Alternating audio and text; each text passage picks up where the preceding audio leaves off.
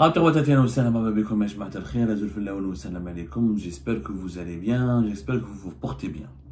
Vous avez été très nombreux et nombreux à réagir à l'information que nous avons révélée avant-hier. Plus exactement avant-hier, ça veut dire le 24 janvier 2025 concernant le limogeage non assumé par le régime algérien du président de la Cour des comptes, M. Abdelkader Ben Marouf, qui dirige la Cour des comptes, Majlis al-Muhasaba, en Algérie depuis 1995. Et nous sommes les seuls à avoir révélé les dessous de ce limogeage, parce qu'on parle officiellement d'un départ à la retraite. C'est vrai qu'il est très âgé, M.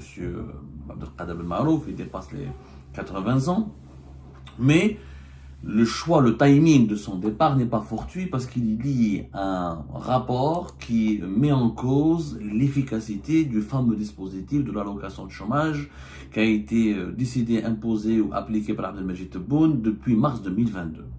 Et ce rapport est accablant et les vérités accablantes de ce rapport ont fortement déplu à la présidence de la République puisque ce rapport a été censuré, il n'est plus disponible sur le site internet de la Cour des comptes et le président de la Cour des comptes a été mis à la retraite dès le mois de janvier, dès le début de ce mois de janvier, le 8 janvier plus exactement, alors que le rapport a été rédigé et publié et plutôt a été rendu public à la fin du mois de décembre, à la mi-décembre 2024. Lui, il est parti à la retraite le 8 janvier 2025 à la suite de la polémique suscitée par les conclusions de la Cour des comptes. Je rappelle, est une institution légale et importante et névralgique de l'État algérien. C'est une institution judiciaire, mais elle n'est pas là, elle ne juge pas, elle ne condamne pas. C'est une institution de contrôle. C'est l'institution qui contrôle les finances de l'État, les finances des secteurs, des collectivités locales, des collectivités locales, des établissements étatiques, des entreprises publiques et étatiques. Et son rôle est de contrôler le moindre denier, le moindre dinar, pour connaître sa provenance, son utilisation et son mode de dépense. Et la Cour des comptes, son rôle est de tirer la sonnette d'alarme quand il y a des dérives, des dérapages, des risques de corruption, de détournement de l'argent public ou des risques de dilapidation de l'argent public. La Cour des comptes, elle a fait quoi?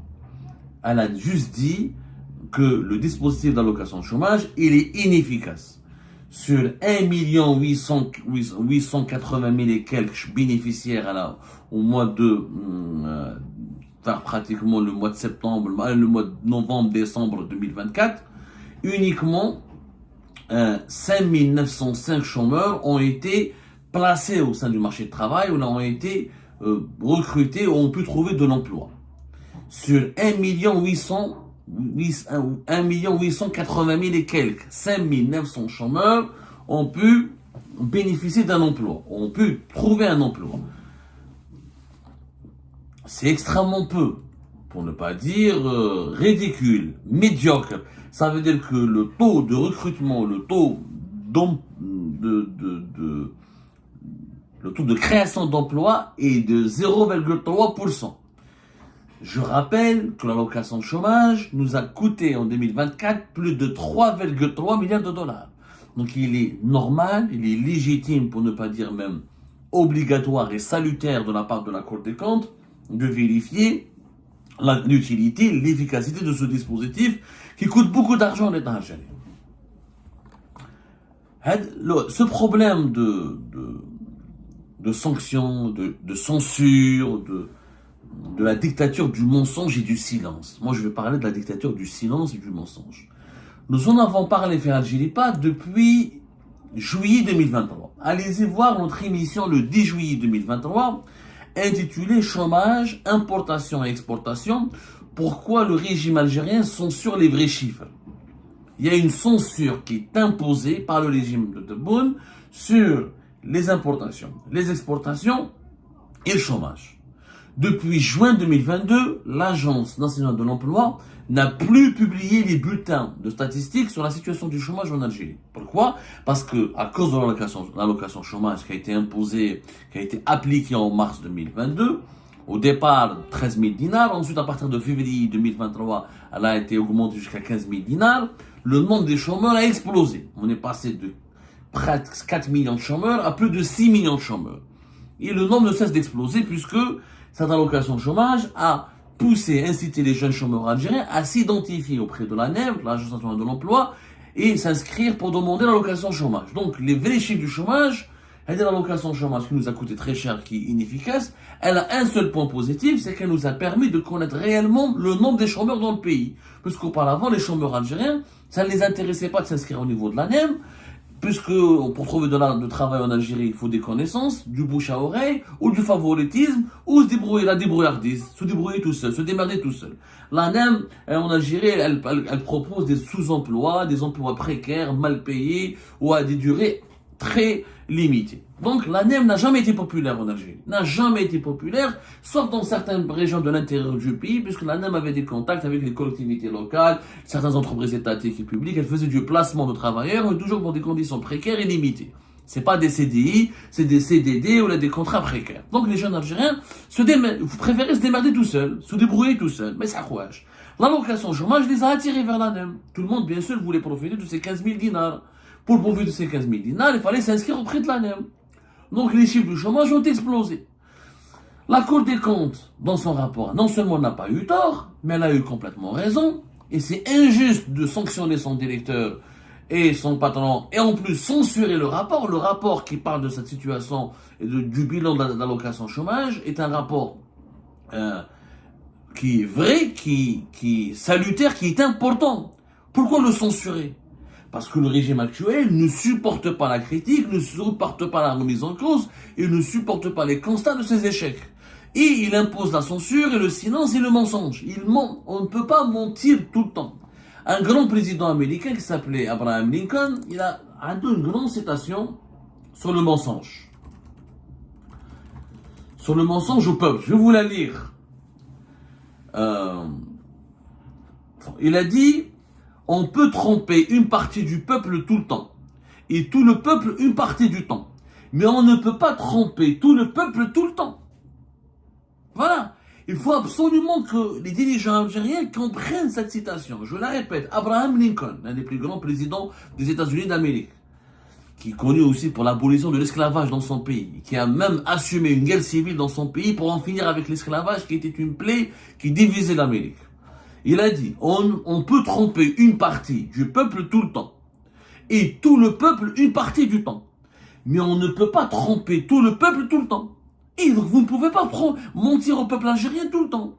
Là, on est en train de mentir au peuple algérien tout le temps. On dit aux Algériens et aux Algériens que le chômage recule, que la situation économique s'améliore, que le pays se diversifie, que l'économie algérienne elle est solide, que les indicateurs sont ouverts, alors que les Algériens et les Algériens vivent une réalité totalement opposée. Où le chômage explose, où la création d'emplois, il n'y a pas d'emploi, les salaires sont de plus en plus faibles par rapport à la cherté de la vie, l'économie algérienne est marquée par les pénuries, les interdictions des importations et les complications pour créer des entreprises et pour lancer des activités, les monopoles de l'État n'ont jamais été aussi renforcés. L'économie algérienne est dans une situation de paralysie. Jamais la vie n'a été aussi chère, jamais les salaires n'ont été aussi bas, jamais le dinar algérien n'a été aussi instable et aussi insignifiant, jamais les pénuries n'ont été aussi fortes et jamais le chômage n'a été aussi fort. C'est ça la réalité. Mais comme les dirigeants algériens veulent mentir tout le temps à leur peuple, s'ils montaient au moins une partie du temps, on peut le dire. La preuve qu'ils veulent mentir tout le temps. Même la Cour des comptes, qui est une institution de l'État, qui a un décret présidentiel de 1995, qui encadre ses activités et qui lui donne le droit, non seulement d'enquêter, d'auditer et de publier des rapports et d'adresser ces rapports au président de la République et au ministère de la Justice pour demander des sanctions et des enquêtes judiciaires pénales. 3 milliards, presque 3 milliards et demi de dollars, 3,3 milliards de dollars qui ont été dépensés pour donner une allocation à des chômeurs et finalement, uniquement 0,3% de ces chômeurs ont été recrutés. C'est un scandale. C'est un véritable préjudice. C'est des dégâts incommensurables pour l'Algérie. Au lieu de dépenser ces 3 milliards de dollars, je préfère, au lieu de les donner aux chômeurs directement, je préfère créer des entreprises, créer des emplois, alimenter des entreprises et financer des projets économiques qui vont créer beaucoup plus d'emplois que les 5 905 chômeurs qui ont été recrutés par l'ANEM. 0,3% des chômeurs ont été recrutés. Sur 1 800 000 et quelques, presque 2 millions de bénéficiaires de cette allocation chômage. C'est scandaleux. Mais c'est pas possible, ça ne peut pas durer. Je rappelle que normalement, le dispositif qui a été mis en place, qui a été encadré par le décret présidentiel numéro 2270, correspondant au 10 février 2022. Que dit ce décret? Cette allocation chômage, normalement, elle donne aux chômeurs le droit de toucher une allocation pendant 6 mois et renouvelable une seule fois, c'est-à-dire à tout casser, tu peux pas dépasser 12 mois d'allocation chômage, une année, ce qui est considérable pour un pays de la taille avec des moyens limités et pas c'est pas un grand pays développé, l'Algérie, c'est pas un pays aussi riche que cela, l'Algérie. C'est déjà considérable, mais en échange, en contrepartie de cette allocation chômage, le chômeur ne peut pas refuser 2 offres d'emploi qui correspondent à ses qualifications. Il ne peut pas refuser une formation que lui propose l'ANEM. Et il ne peut pas refuser que l'ANEM lui propose de l'emploi dans des métiers qui sont sous tension. Voilà, le décret est clair. Le refus du bénéficiaire de 2 offres d'emploi correspondant à ses qualifications, le refus du bénéficiaire d'une formation visant à améliorer son employabilité. Et si par exemple il bénéficie d'un revenu dans le marché informel, ou que sa femme, s'il est marié, sa femme bénéficie d'un revenu, normalement, entraîne l'annulation d'allocation au chômage. Cela signifie quoi? Cela signifie que l'ANEM, normalement, en échange, au moment du versement de pendant la durée du versement de cette allocation au chômage, elle était censée offrir 2 emplois, au moins, aux chômeurs. Et leur offrir une formation. Et les emplois doivent, dans le meilleur des cas, correspondre à ces qualifications, mais aussi l'ANEM a le droit de proposer aux bénéficiaires de cette allocation de chômage des emplois dans les métiers déficitaires, dans les filiales qui mettent le BTP, qui mettent l'agriculture, où il y a un manque de ressources humaines, il y a un manque de salariés, de travailleurs en Algérie. Si uniquement 0,3% des chômeurs ont été recrutés par l'ANEM, on peut trouver un emploi grâce à l'ANEM. Ça veut dire que l'ANEM n'a pas fait son travail. Ça veut dire qu'on n'a pas proposé 2 emplois. Ça veut dire que les chômeurs algériens, peut-être on leur a proposé 2 emplois et 2 emplois, ils ont refusé et qu'il n'y a pas eu de formation. Ça veut dire que l'ANEM est devenue une banque, une caisse, à distribuer l'argent, distribuer 3 milliards de dollars, ou le chômage, il explose. C'est de la dilapidation de l'argent public. Avec les 3 milliards de dollars, on aurait pu construire des usines, des hôpitaux, des écoles, des routes, une autoroute. On aurait pu créer plusieurs entreprises. On aurait pu créer de la richesse qui a une valeur ajoutée pour le développement de notre pays. Au lieu de cela, on les donne à presque 2 millions de chômeurs et uniquement 5 000 d'entre eux trouvent un emploi au bout du dispositif. Donc, c'est du gâchis. C'est du sabotage. On l'a dit depuis 2022, et je le dis, cette allocation chômage est une connerie. L'Algérie est le seul pays au monde qui finance le chômage. Les autres pays, ils ont une assurance chômage. Tu travailles, tu cotises, quand tu perds ton travail, tu touches du chômage. Chaque pays a une période de 6 mois, une année et demie, chaque pays selon ses moyens ou selon la durée de cotisation et selon le système. Mais l'Algérie finance le chômage. Tu travailles pas, tu cotises pas, mais tu touches du chômage. Eh ben, c'est du jamais vu. L'État donne de l'argent pour que tu restes chômeur. C'est inédit dans le monde. Non mais dans toutes les économies mondiales, il n'y a pas un cas similaire. Il y a les riches, les pays du Golfe, ils sont tellement riches qu'ils partagent un peu, ils donnent des subventions. Mais nous, on ne donne pas, c'est pas une subvention, c'est qu'on demande aux gens, on leur dit, vous êtes chômeurs, ne vous inquiétez pas, on vous donne pendant 6 mois jusqu'à une année de l'argent. En contrepartie de quoi? De rien. T'as pas cotisé. C'est l'État qui distribue de l'argent. Normalement, il est censé, le chômeur, accepter du travail et accepter une formation. Il n'y a rien qui a été, ni travail n'a été proposé, ni des formations n'ont été effectuées, parce qu'uniquement 0,3% trouvaient de l'emploi. Donc le dispositif est en faillite. Cette vérité qui a été confirmée par la Cour des comptes et que nous avons nous-mêmes décrété, comme beaucoup d'experts, comme beaucoup d'économistes l'ont dit, n'a pas été à déranger, à exaspérer le régime algérien qui a décidé de la censurer. La censure, pour imposer le silence et le mensonge, ne peut pas durer. Et ça dure depuis longtemps. Pour la Direction Générale des Douanes algériennes. Alors, je vous le site internet, déjà le site internet de la Direction Générale des Douanes algériennes ne fonctionne plus.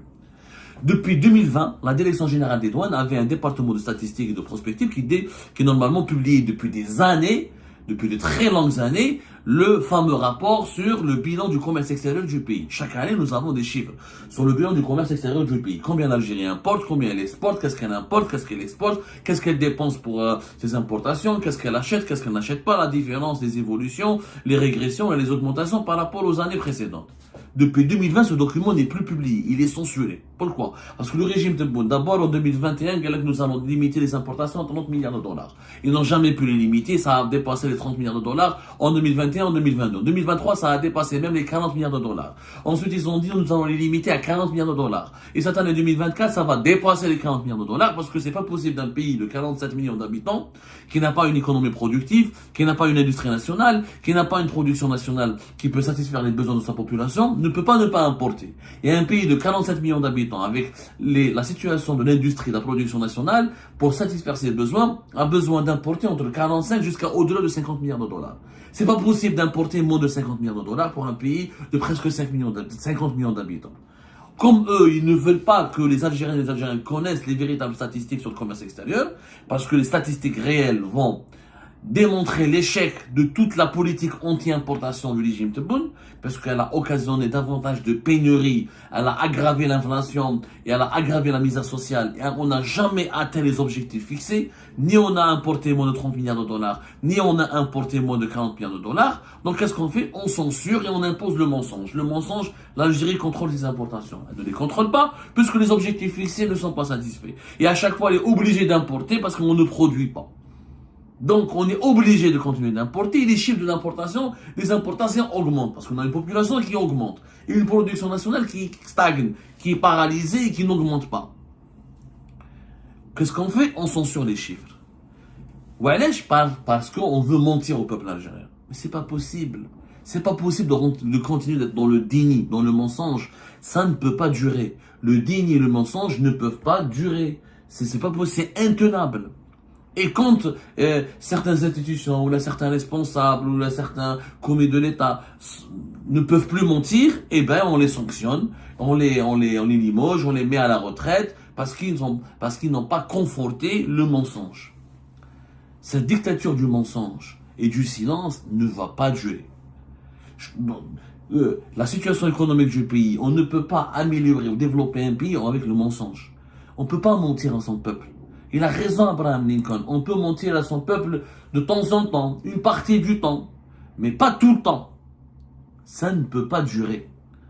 Ça doit cesser si on veut rattraper arrêter de dilapider de l'argent, arrêter d'aggraver le sous-développement du pays, redresser le pays, le développer, l'améliorer. Il faut absolument passer à une autre politique. D'abord, reconnaître l'échec, comprendre les raisons de l'échec et remédier à ces raisons pour aller vers la réussite.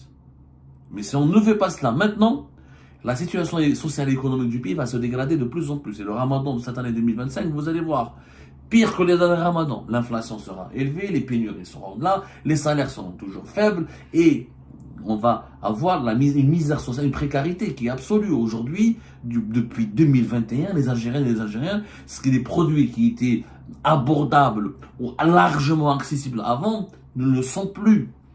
Il y a une pression sur les foyers algériens. Les foyers algériens ressentent cette précarité, cet appauvrissement accéléré. Et c'est très dangereux. C'est extrêmement dangereux parce que la grande pauvreté, la grande précarité, elle peut susciter et générer les fléaux sociaux et l'insécurité politique plus tard.